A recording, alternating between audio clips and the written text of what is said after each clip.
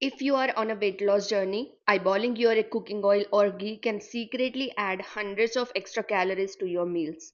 Here are three super easy ways to measure them accurately using a kitchen scale. First, the spoon method for ghee or solid fats. Place your spoon on the scale. Make sure to adjust the scale's unit to grams or ml depending on how you track your food. Now hit the tare or zero button so that the scale reads 0.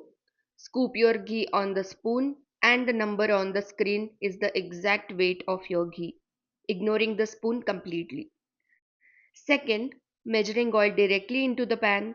Place your cold pan right on the scale and press stir to make the display 0. Now, slowly pour your oil straight into the pan until you reach your target amount. It's accurate and means no extra dirty dishes. Third one, my favorite trick, reverse stirring. Place your entire oil bottle on the scale and press stir so it reads 0. Then take the bottle, pour your oil into the pan and place the bottle back on the scale. The minus number you see on the screen is the exact amount of oil that left the bottle and went into your pan.